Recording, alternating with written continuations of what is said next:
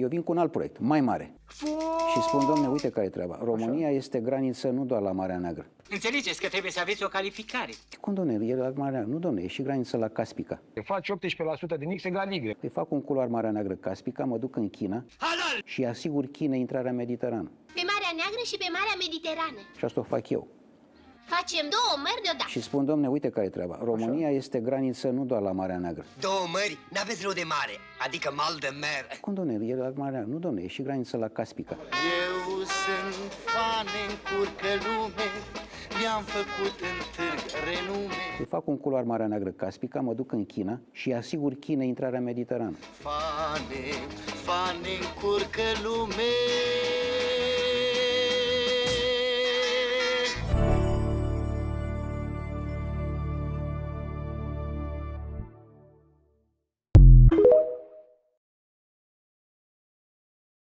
You